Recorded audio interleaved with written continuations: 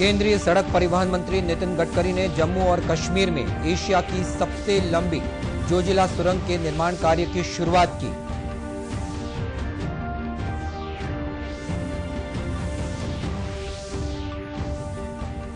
छत्तीसगढ़ में कोरोना संक्रमित मरीजों की संख्या 1.5 लाख पार। देश में कोरोना संक्रमण से स्वस्थ होने की दर में लगातार हो रही है बढ़ोतरी।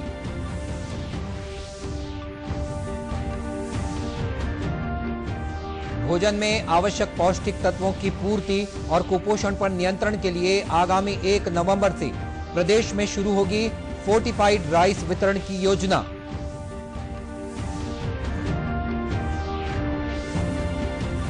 और मरवाही विधानसभा उपचुनाव के लिए भाजपा प्रत्याशी डॉक्टर गंभीर सिंह ने दाखिल किया नामांकन पत्र। कल नामांकन का आखिरी दिन।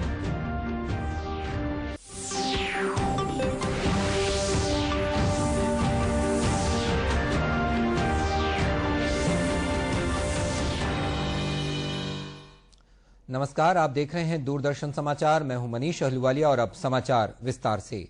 केंद्रीय सड़क परिवहन और राजमार्ग मंत्री नितिन गडकरी ने जम्मू और कश्मीर में जोजिला सुरंग के निर्माण कार्य की आज शुरुआत की। इसकी शुरुआत जम्मू कश्मीर के पश्चिमी पोर्टल नीलागढ़ में और लद्दाख के ईस्ट पोर्टल स्पेंगला मिनमर्ग में विस्फोट करके की गई।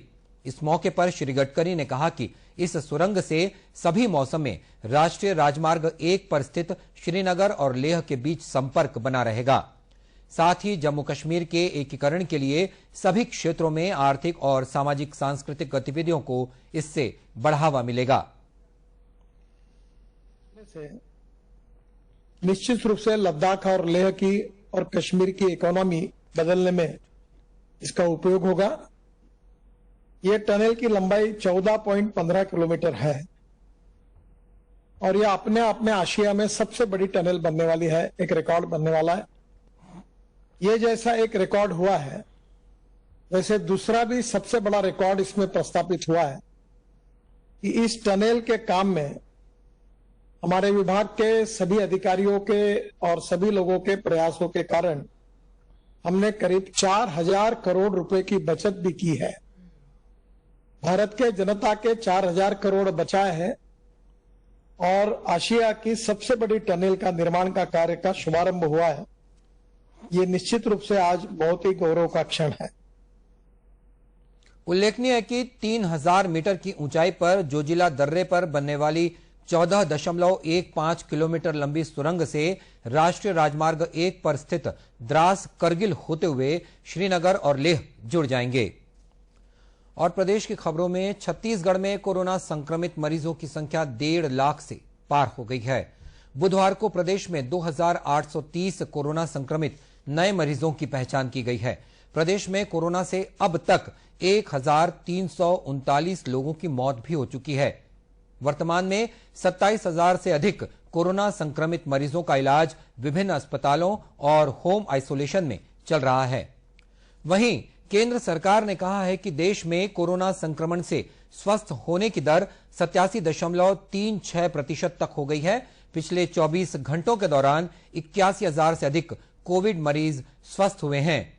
केंद्रीय स्वास्थ्य मंत्रालय ने कहा है कि अब तक 63,83,000 से अधिक लोग स्वस्थ हो चुके हैं। भारत में मृत्यु दर 1.2% है, जो विश्व में सबसे कम दरों में से एक है।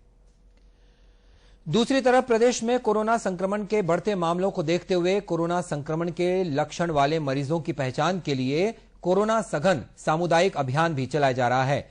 इसके तहत स्वास्थ्य विभाग की टीम घर घर जाकर कोरोना के संभावित संक्रमितों की जानकारी एकत्रित कर रही है।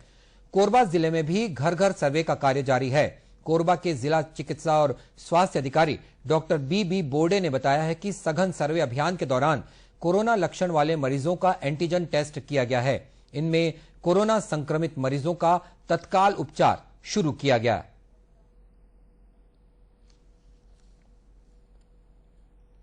एक और हम लोगों ने व्यवस्था की है कि इस बीच में 5 अक्टूबर से 12 अक्टूबर के बीच कुछ ऐसे हमारे पॉकेट्स थे जहां पर कि हमारे जो केसेस हैं ज़्यादा मिले थे, तो उनके लिए हम लोगों ने प्लान बनाया है और वहां के उस क्षेत्र को विशेष रूप से कैंटोनमेंट करके और वहाँ पे जांच की व्यवस्था हमारे दल के द्वारा कर रहे हैं, जिससे कि कोई भी ऐसा व्यक्ति जो है जिनको किसी प्रकार का लक्षण है वो हम लोगों से न छूटे। ये प्रयास हमारे जिले में हमने जारी किया है। उल्लेखनीय है कि 8 दिनों तक चले सघन सर्वे अभियान के बाद अब जिले में फिर से नए क्षेत्रों में सर्वे का काम शुरू किया गया है। कोरोना के प्रति उपयुक्त व्यवहार प्रदर्शित करने के लिए प्रधानमंत्री ने एक देशव्यापी सार्वजनिक आंदोलन की शुरुआत की है। प्रधानमंत्री के इस आह्वान को छत्तीसगढ़ में भी लगातार जन समर्थन मिल रहा है। वहीं शासन प्रशासन के अधिकारियों ने भी लोगों से कोरोना संक्रमण से बचने के लिए दिशा निर्देशों का पालन करने की अपील की है। इसी कड़ी में बिलासपुर संभाग के आयुक्त संजय अलंग ने कहा है कि कोरोना संक्रमण से बचाव के लिए मास्क का उपयोग और फिजिकल डिस्टेंसिंग का पालन करना जरूरी है। न सिर्फ मास्क लगाने की अनिवार्यता पैदा हुई है, वरन ये भी आवश्यकता पैदा हुई है कि हम मुंह को अनावश्यक रूप से छूना बंद करें, और बहुत छूने की आवश्यकता पड़े भी तो बिना सफाई के, बिना हाथ धोए। इसलिए हाथ धोने की भी आवश्यकता बलवती हुई है। हाथ धोना भी उतना ही अनिवार्य हो गया है। और क्योंकि विषाणु संक्रमण से आ रहा है, किसी चीज को छूने से आ रहा है, इसलिए यह भी अनिवार्य हो गया है कि लोगों को छूने से बचें, चीजों को छूने से बचें। और इसके लिए 2-3 उपाय ही काम आ सकते हैं कि आप अनावश्यक बाहर ना निकलें, जिससे इस तरह की चीजों के संपर्क में ना आए। वहीं बस्तर जिले के कलेक्टर रजत बंसल ने लोगों से कहा है कि वे कोरोना से लड़ने के लिए मास्क अनिवार्य रूप से पहने। कि मास्क अनिवार्य रूप से पहने, और मास्क ऐसे पहने कि मुंह और नाक दोनों ढके रहे पूरे समय। निश्चित रूप से जब पब्लिक प्लेस में जाते हैं जहां पर ज्यादा संख्या में लोग हों तो इसका पालन आवश्यक करना है।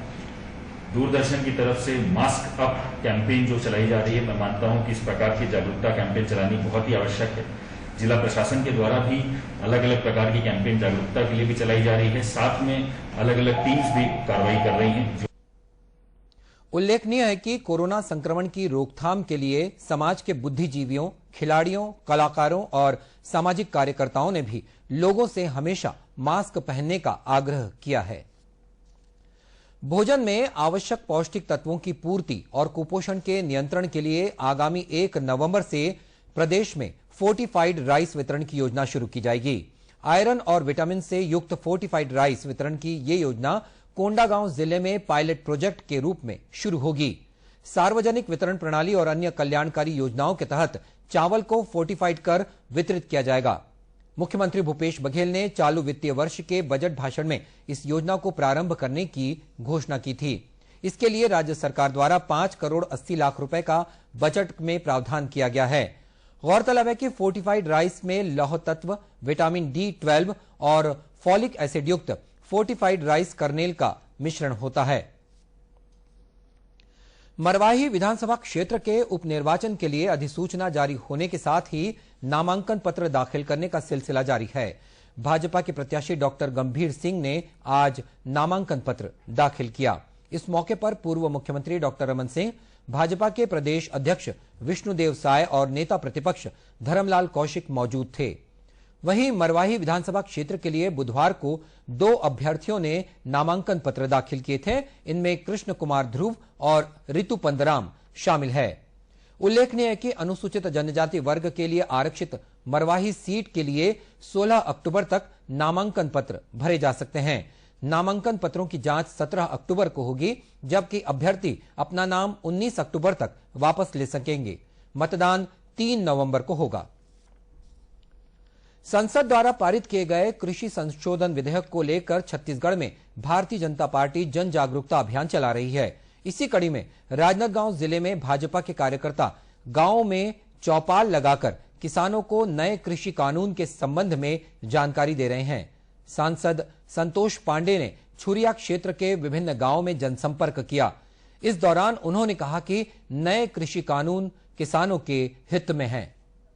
भारतीय जनता पार्टी पूरे गांव में, कस्बों में और एक प्रकार से चौपाल कार्यक्रम के नाम से, जनसंपर्क के नाम से किसानों के बीच में जाकर के जो कांग्रेसी भ्रमित करने का काम कर रहे हैं, उस भ्रम को दूर करने का काम कर रही है। वास्तव में ये बहुत ही महत्वाकांक्षी किसानों के हित में ये बिल है और इस बिल के आने से किसानों को डायरेक्ट लाभ होगा, उनके जेब में पैसा आएगा। इसी तरह पूर्व सांसद प्रदीप गांधी ने कहा कि नए कृषि विधेयक आने वाले समय में किसानों के लिए मील का पत्थर साबित होगा और किसान आर्थिक रूप से सशक्त होंगे। अभी जगह जगह किसानों का संगठन बनेगा, समूह बनेगी, कंपनी बनेगी और उनको पूरा भारत एक प्रकार से मार्केट के रूप में मिलेगा। इससे कृषि के क्षेत्र में निवेश बढ़ेगा, नए रोजगार के अवसर मिलेंगे। कुल मिलाकर के आने वाले समय में यह किसानों के लिए मील का पत्थर साबित होगा और उनकी समृद्धि के लिए यह बिल बहुत अच्छा होगा। उल्लेखनीय है कि जन जागरूकता अभियान के तहत कृषि कानूनों के बारे में किसानों को जागरूक करने के लिए चौपाल का आयोजन किया जा रहा है। दुर्ग जिले के पाटन क्षेत्र में शराब की दुकान बंद कराने के दौरान गिरफ्तार किए गए भारतीय जनता पार्टी के कार्यकर्ताओं की रिहाई की मांग को लेकर सांसद विजय बघेल ने आमरण अनशन शुरू कर दिया है। श्री बघेल ने आरोप लगाया कि पुलिस द्वारा झूठे आरोप लगाकर भाजपा कार्यकर्ताओं के खिलाफ आपराधिक प्रकरण दर्ज किए गए हैं। उन्होंने शासन से भाजपा कार्यकर्ताओं पर लगाए गए सभी आपराधिक मामलों को वापस लेने की मांग की है।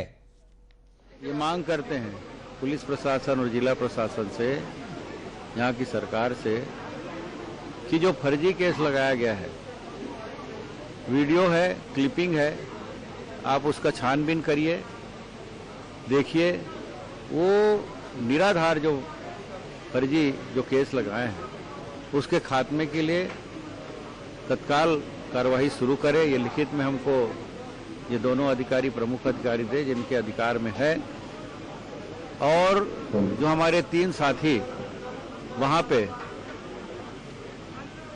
जेल में हैं, उनके बेल के लिए वो पूर्ण सहयोग करें।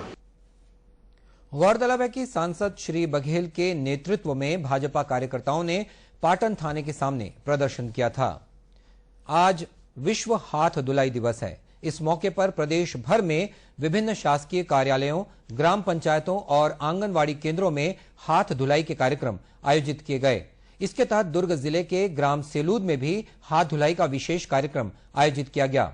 इस दौरान बच्चों और महिलाओं को हाथ धोने के तरीके बताने के साथ ही स्वच्छता के महत्व के बारे में भी जानकारी दी गई। ग्राम पंचायत के सचिव प्रदीप चंद्राकर ने बताया कि हाथ धुलाई कार्यक्रम के जरिए लोगों को स्वच्छता के प्रति जागरूक किया जा रहा है।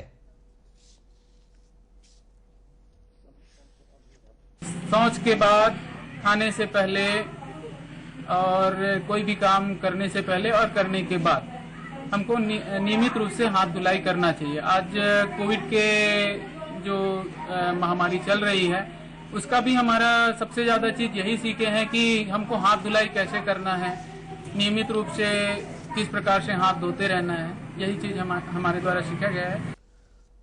कोरोना काल में हाथ धुलाई और साफ सफाई के प्रति लोगों को जागरूक करने के लिए इस तरह के कार्यक्रमों का महत्व और भी बढ़ जाता है। WHO और यूनिसेफ ने भी कोरोना की रोकथाम के लिए इसे व्यवहार में लाने का लक्ष्य रखा है। और इसी के साथ ये समाचार बुलेटिन समाप्त हुआ। नमस्कार।